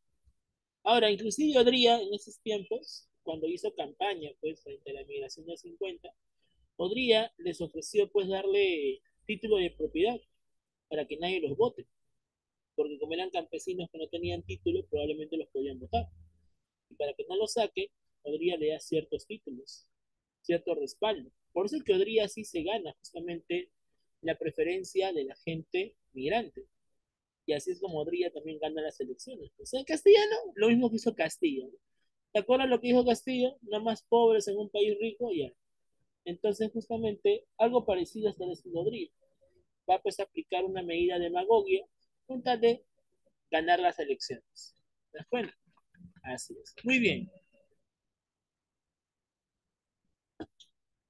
Una obra muy importante, sobre todo en la política peruana, a favor de la mujer, termina siendo la promulgación del derecho al sufragio presidencial femenino.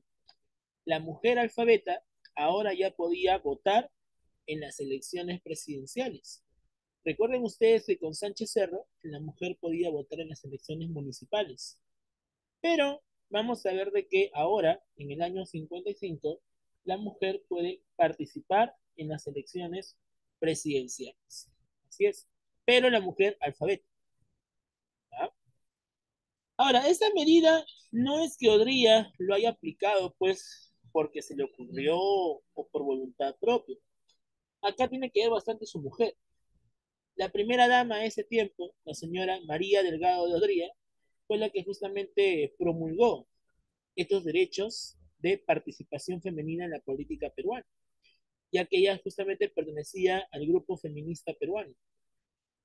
El grupo feminista peruano, pues, son los que luchaban por los derechos cívicos y políticos de la mujer. Algo muy parecido a lo que pasaba en Argentina. En Argentina, por ejemplo, en esos años también Eva Perón, la esposa, pues, de Domingo Perón, el presidente de Argentina en esos años, también aplicó medidas asistencialistas, políticos y cívicos de la mujer, ya que en esos tiempos la mujer argentina no era considerada como parte de la política. Pero Eva Perón, como primera dama, justamente aplicó esos derechos cívicos y políticos de la mujer. Por eso es que su esposa de Odría, María Delgado de Odría, también hace lo mismo. Aparte que también, pues, ella copiaba en parte, ¿no? La imagen que tenía Eva Perón en Argentina.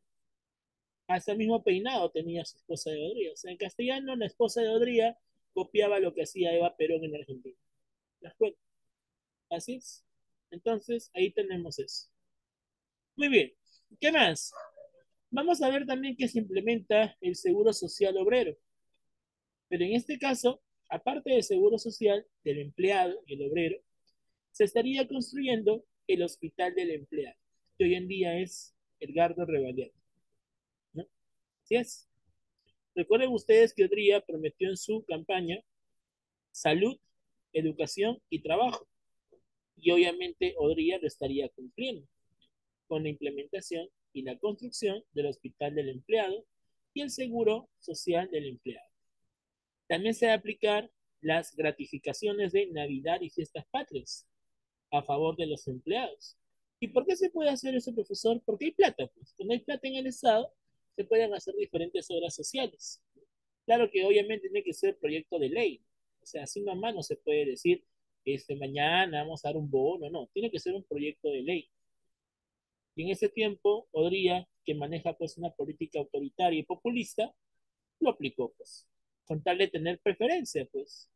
Por eso que del año 50 al 54, Odría tenía buena preferencia. Prácticamente la gente lo quería, obvio, porque está haciendo obras sociales a favor de los más desposeídos o necesitados. Ahora, implementando también la organización, pues, de los ministerios, Odría construyó y creó más ministerios. Por ejemplo, construye el Ministerio de Educación. Su antigua base, pues, se encontraba en lo que hoy en día es la zona de Colmena, entre Nicolás de Piérola y Colmena, en el Parque Universitario. Al frente del Parque Universitario van a ver este edificio grande, que hoy en día, pues, es una base del Ministerio Público, ¿no? Pero antiguamente esto era el Ministerio de Educación, que justamente fue obra de Rodríguez. Así es un edificio bastante grande y además tiene una forma ovalada, es bastante ancho, ¿ok? Ya después, obviamente, más o menos para el 90, si no me equivoco, cambia la sede a San Borja Norte, por Javier Prado Este. Así es, ahí está el Hospital Revaliati también. Otra obra importante relacionada pues al aspecto social también sería la reconstrucción del Estadio Nacional. El Estadio Nacional antiguamente entonces, estaba hecho de madera y aparte el terreno era pues de pertenencia inglesa, o sea, era propiedad inglesa. Entonces Rodríguez, ¿qué es lo que hizo? Compra el terreno y además decide rematerializar el estadio. El estadio que estaba hecho de madera, ahora va a ser hecho de concreto. Por esa razón es de que poco a poco nos damos cuenta pues que durante el gobierno de Odría se hacen grandes obras sociales. Y eso es lo que justamente la historia recuerda a Odría. Inclusive Odría recuerda que es de Tarma, o sea, es de provincia, y por lo tanto, pues, la provincia que también tuvo más obras en su gobierno termina siendo Tarma. Justamente se va a construir ahí el hospital de Chupaca. Aunque bueno, los huancaínos hicieron un drama, porque los huancaínos pues querían que el hospital principal de Junín se encuentre en Huancayo.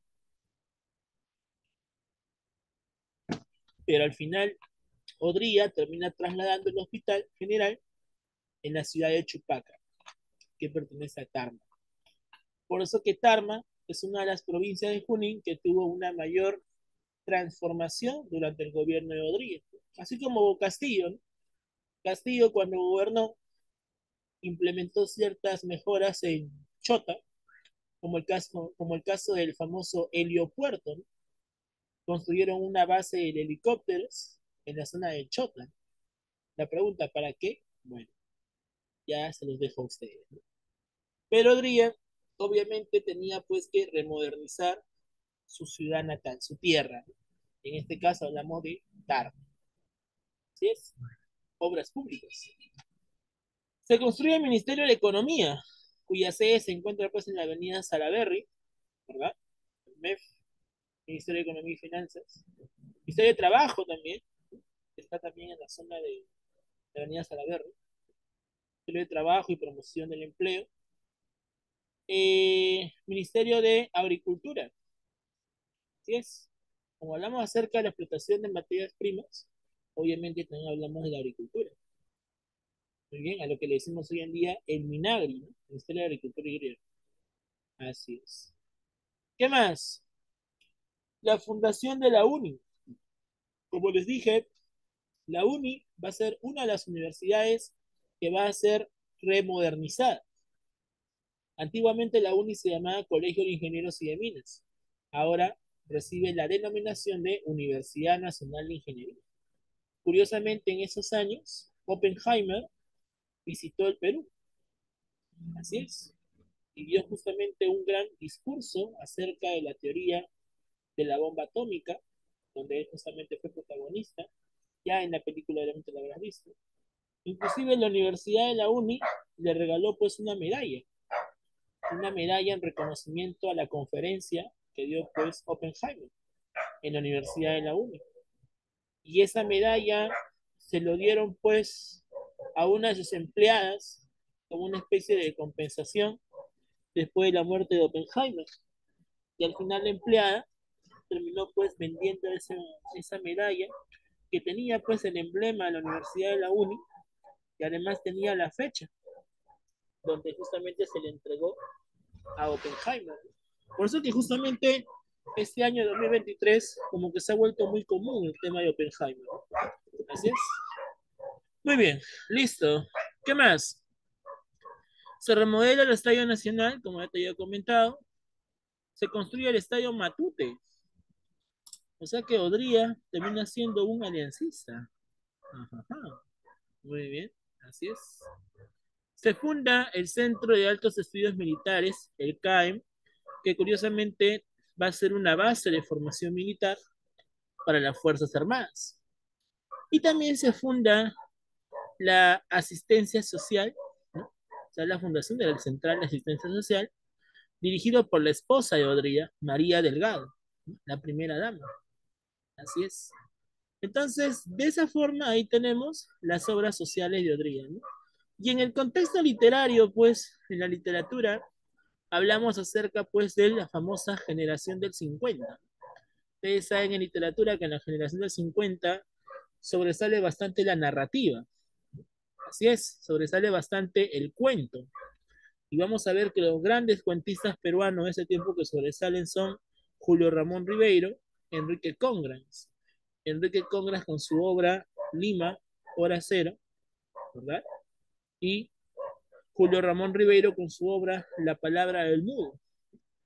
Uno de los más importantes en este caso, narradores o literatos peruanos de ese tiempo, cuentistas de ese tiempo, termina siendo Ribeiro, porque Ribeiro hace más referencia a los migrantes de la capital, los migrantes que veían pues a la ciudad de Lima con un monstruo de 10.000 cabezas, una mandíbula gigantesca que va a devorarlo todo. El migrante, el campesino, pues veía que el limeño, ¿no?, termina cholificándolo, termina discriminándolo simplemente por ser de provincia. Y ahí empiezan justamente las críticas racistas contra los pueblos campesinos. Así es. Entonces, Ribeiro justamente aplica esta situación, esta realidad que se vive de acuerdo a la migración del 50. Por eso que sus personajes de Ribeiro terminan siendo migrantes, ¿no? Como la obra Al pie del acantilado, Dos hermanitos, Dos gallinazos sin plumas, Dos niños huérfanos, ¿no? Así es. Eh, Alienación, Roberto López, moreno, que quería ser blanco, y así, ¿no? Personajes alienados.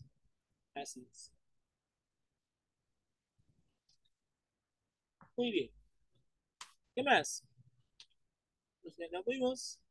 Entonces, vamos a ver que al final Odría, entonces, durante su gobierno, ¿ya?, aplicó medidas asistencialistas y populistas.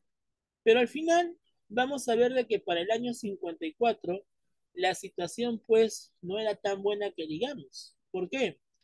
Porque en el 54 ya se veía reflejado la crisis económica, ya que terminó la guerra de Corea en el 53 y ya no era necesaria la exportación justamente de materias primas. O sea, la exportación de materias primas se redujo porque ya terminó la guerra. Y si ya terminó la guerra, entonces, ¿de qué hablamos? Obviamente estamos hablando pues ya de una época de crisis. Ahora, el problema va a ser que el año 54 al 56, pues la gente que se beneficiaba de las obras públicas ahora critican de que ya no hay plata en el Estado, de que la plata se ha malgastado en eso. Y por esa razón es que en el año 56 se van a producir pues huelgas, protestas, porque ya no hay pues, como dice la mamadera castellano, y eso va a provocar que al final Odría convoque las elecciones. Inclusive pues Odría, para tratar de mantener controladas las manifestaciones, para controlar pues las huelgas, estaría comprando el famoso Pinochito. El Pinochito o el Rochabús termina siendo pues un vehículo que arroja agua, rocea agua a la gente, y con eso pues se podían controlar las manifestaciones, sobre todo la manifestación de los apristas, porque recuerda que los apristas están en contra de Rodrigo. Entonces, vamos a ver que el año 54 al 56 se vive una época de crisis, protestas, huelgas, por eso que Rodrigo al final termina convocando elecciones. Y al convocar elecciones, vamos a ver de qué participan tres candidatos importantes. Uno de ellos termina siendo Manuel Prado Ugarteche. Ahora, Manuel Prado Ugarteche en ese tiempo ya tenía conocimiento, o sea, ya tenía, como quien dice, respaldo popular porque ya fue presidente, ya tuvo su primer gobierno. Su primer gobierno fue estable y sobre todo económicamente estable, porque recuerda que en su gobierno se manejó un aumento de las exportaciones de materias primas por la Segunda Guerra. Entonces la gente, como quien dice, tenía un fuerte respaldo por Prado. Por eso que Manuel Prado Garteche postula con el partido Movimiento Democrático Praísta. Con ese movimiento democrático praísta, Manuel Prado Garteche postula nuevamente las elecciones en el año 56. El otro candidato que le va a hacer la competencia a Prado termina siendo Víctor Raúl Haya de la Torre. Obviamente, pues hablamos del APRA. Así es. Pero el tercer candidato que recién se estaba pues lanzando a la política era pues ya un adulto joven ¿no? Un cuarentón en ese tiempo, que ya tenía pues la idea de llegar a la presidencia. Era pues antiguamente un arquitecto, el famoso Fernando Belaúnde Terry, que durante esa época fundó pues un partido, ¿ya?, llamado Movimiento de Juventudes Peruanas. Él justamente buscaba que la juventud respalde su campaña, y además también Fernando Belaúnde en ese tiempo comenzó a aplicar una verdadera política populista. Populista no es solamente darle pues regalos a la gente u ofrecerle pues promesas a los electores.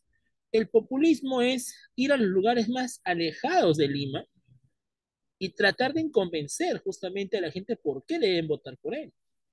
Belaúnde justamente ante eso, ¿ya?, aplica el verdadero populismo. Belaúnde no se va a centralizar solamente en Lima. Belaúnde va a ir a los lugares alejados de Lima. Así es, se va a ir a todas las provincias, dando a entender del por qué debería ganar las elecciones. Entonces, para ese tiempo, Belaúnde ya pues tenía, como quien dice, cierta inclinación por la política, pero una política netamente populista y original. Así es. Pero al final vamos a ver de que Prado, quien tenía más respaldo popular, tenía pues más reconocimiento de parte de la gente, y aparte tenía el apoyo pues de la oligarquía agroexportadora, el apoyo pues de la clase media, ¿ok?, hizo de que al final Prado Ugarteche gane las elecciones. Por eso que en el año 56, Manuel Prado Ugarteche gana por segunda vez las elecciones. Y eso justamente corresponde a su segundo gobierno. Así es. Entonces, del año 56 al 62, Manuel Prado Ugarteche gana las elecciones. Muy bien. Se convierte en presidente por segunda vez. Ahora, al segundo gobierno de Prado también se le va a conocer como la convivencia nacional. ¿Y por qué la convivencia? Porque en ese tiempo Prado busca hacer las paces con un partido político que no deja gobernar a muchos. Un partido que es un dolor de cabeza, un dolor de muelas en castellano. ¿De quién estamos hablando? Del APRA. Recuerda que en su primer gobierno, Prado declaró al APRA ilegal y los perseguía, ya que pues, Prado pues, los declaraba fascistas. Pero en su segundo gobierno, Prado lo pensó bien y dijo, ¿para qué seguir persiguiendo a los apristas si al final pueden ser nuestros aliados? Y así mantener una estabilidad política. Prado justamente en ese tiempo busca negociar con los apristas para que lo dejen gobernar. ¿Sí es?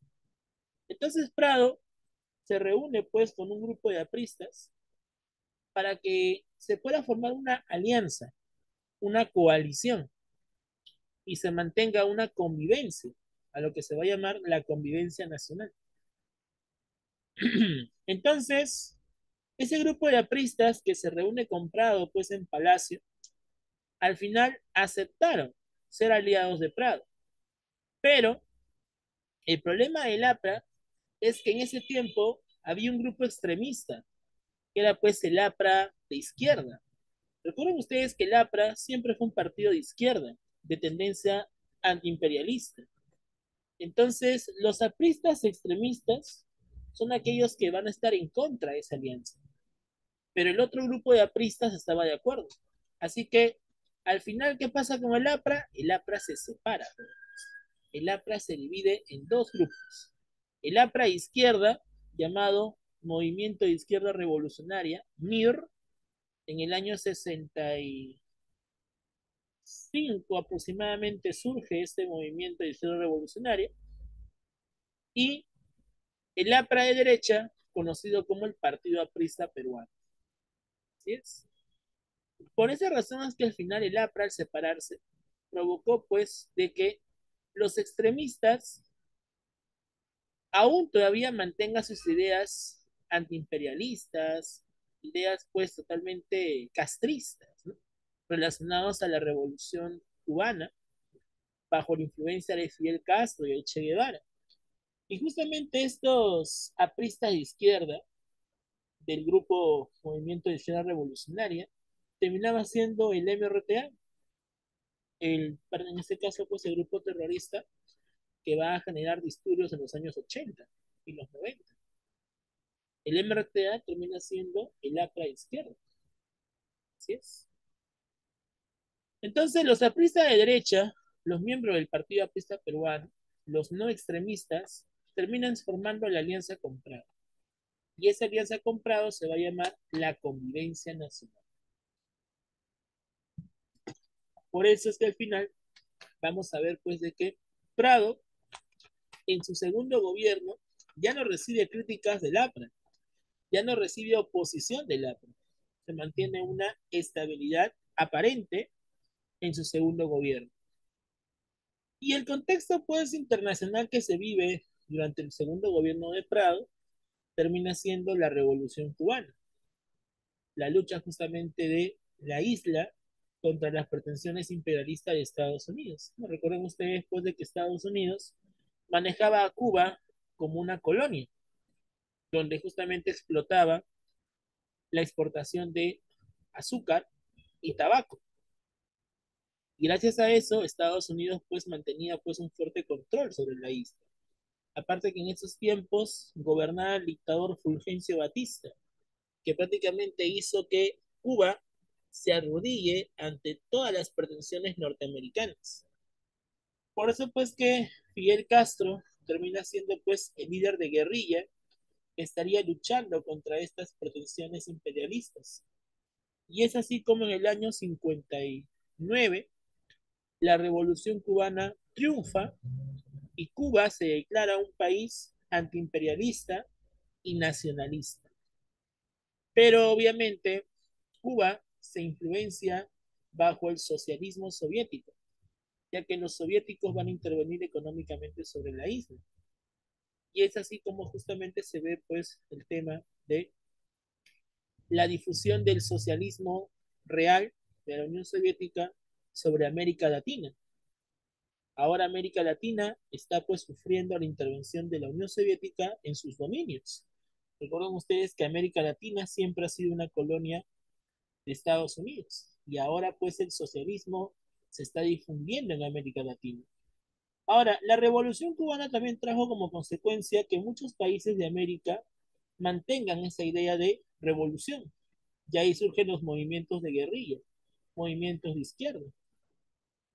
En el Perú justamente los movimientos de guerrilla van a reclamar la necesidad de la reforma agraria, ya que durante muchos años los campesinos pues han sido explotados en las haciendas, en las tierras, pero no tenían tierras para mantener, para trabajar por sí mismos.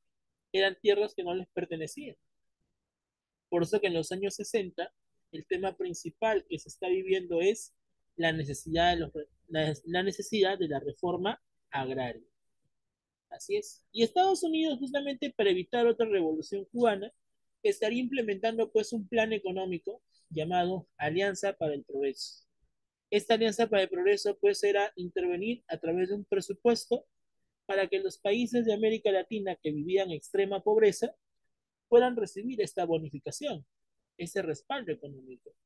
Y esa idea, justamente esta intervención económica, lo aplica el presidente John F. Kennedy, con el objetivo de evitar otra revolución cubana.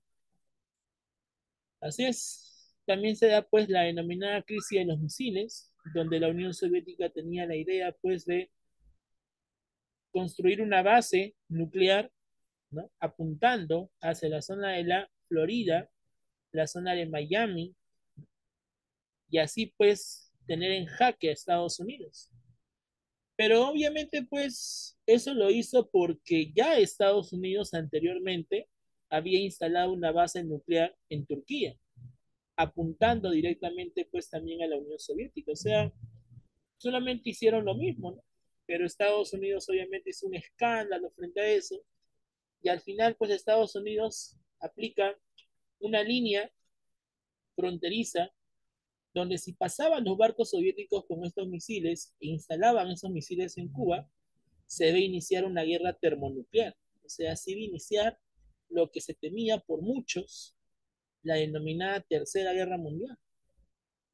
Por eso que a esa época se le va a llamar la crisis de los misiles, porque ambos están a punto de iniciar una guerra termonuclear.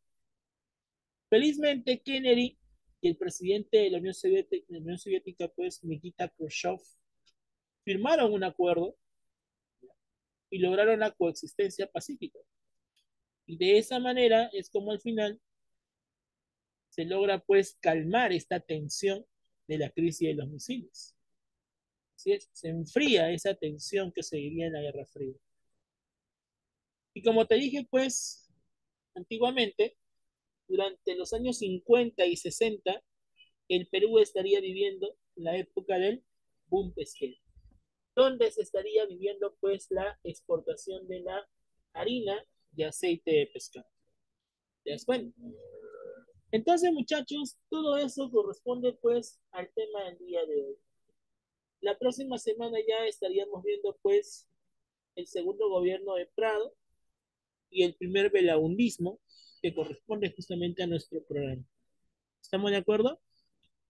Bien, chicos, entonces eso sería todo por el día de hoy. Espero que les haya gustado esta sesión grabada, ¿ya? Hoy sábado 2 de septiembre de 2023. ¿Sí? Y ya en clase, obviamente, me hacen sus preguntas o algunas dudas que quizás no les haya quedado claro. ¿Estamos, chicos? Muy bien, ahí nos quedamos entonces. Muchas gracias por tu atención. Bye bye. See you the next week. Bye bye.